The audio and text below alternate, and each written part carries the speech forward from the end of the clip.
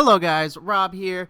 In this one I want to talk about what I feel is the best solution yet for the current situation on EOS we are seeing with block producers getting voted up just for providing rewards or buying votes essentially. So this is an article by Blockchain Kid. I love all his stuff.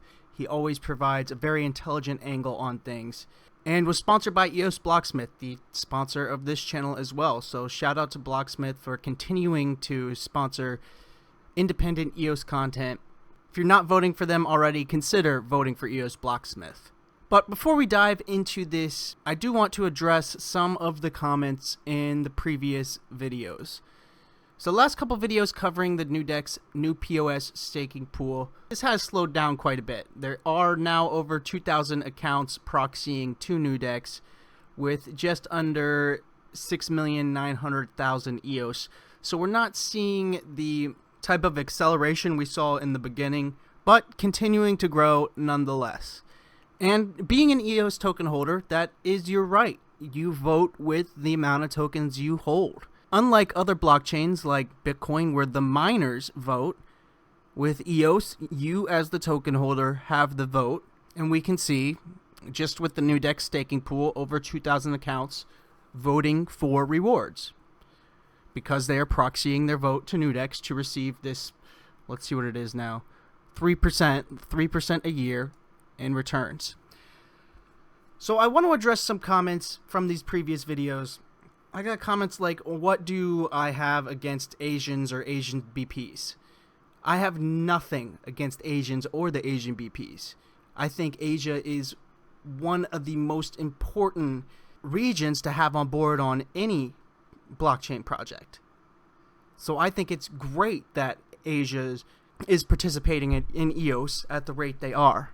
Where my concerns lay is with the amount of value block producers are providing to the EOS blockchain, to the EOS token, and thus to EOS token holders.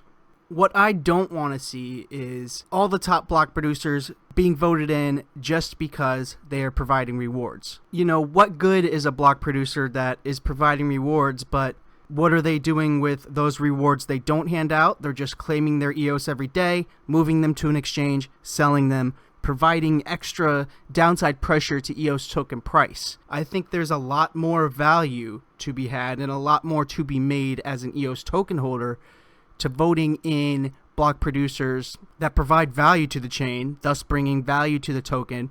And I like to see block producers participating in governance, participating in proposals. If we look at the current proposal heat map, through, let's just say, the top 15 here, we have 2 that have made any votes at all. Lau Mao and Cannon have both voted on Reg Producer 1. All the others in the top 15 have not even voted once. And some said in the previous videos, well, this is because of the language barrier. This is because they just don't understand what's going on. Well, if we look at Reg Producer 1, this proposal is in English, in Korean, and in Chinese. So Asian block producers could easily vote for this. So I just wanted to cover those couple things from previous comments. But let's talk about the Blockchain Kid article, aligning incentives through EOS block producer reward deferrals. So the main point of this article is deferring top 21 block producer rewards. One of the key differences between BP rewards earned on EOS and corporate compensation is what's known in the industry as pay time horizon. Simply put, this refers to the weighted average duration an executive or board member must wait to receive all compensation associated with performing their positional duties. Typically, duration ranges anywhere from 1 to 4 years.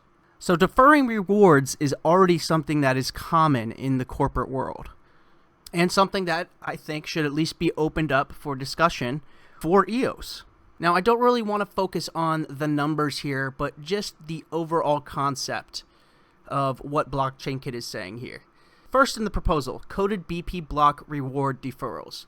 Deferral of 60 to 80% of daily block rewards earned by top 21 BPs. Deferred EOS tokens, DEOS, enter the account, they are locked, become non-voting, and are non-transferable per a predetermined vesting schedule. And deferral vesting schedule may vary but could reasonably be up to 36 months, a phased vesting schedule of 12 months during year 1 after implementation, 24 months during year 2, 36 months during year 3 and thereafter. So what the idea is taking a certain percentage of the block rewards earned by the top 21 BPs every day and putting them into a block producer account that is locked. The block producers cannot vote with those, and they cannot transfer those until the timer runs out. 1 year, 2 year, 3 year, whatever the vesting schedule is. Those tokens are theirs, but they can't do anything with them. And why I like this idea is brings more long-term outlook for BPs. BPs just can't buy votes and get voted up to immediately turn around and sell the rewards as soon as they get them, because 60 to 80% or whatever the number being will be locked up. So they have to think more long-term, thinking, okay, I'm getting 20 or 40% of these rewards, but I need to provide value so that in a year, 2 years, 3 years, when I receive 60 to 80% of the tokens I just earned for the day, I need to provide value to the chain so that the token price is at least where it is now, if not higher. It'll make block producers think more long term, bring more value to the table. If their rewards are locked up for a year, 2 years, 3 years, they should look out that long and say, I need to provide value. I need to bring something to the table that will make EOS's token price higher in 1 year, 2 years, 3 years. So when I do have access to those tokens, it'll be worth it for me to be producing these blocks. I think this will have a good impact on BPs that are just in it for the short-term gain. They produce their blocks today, they claim their rewards today, they immediately move those to an exchange and sell them today. I think this will have a great effect on weeding out those BPs that have that mindset. They are just in it for today to get their profits and sell those profits. So it goes on here, BP's near-term ability to buy votes and the relative impact of vote trading is reduced. It also disincentivizes vote sellers who will be less able to command the same fee for votes. Reducing short-term EOS earnings limits the ability for BPs to operate, pay for votes, and be profitable in the short term.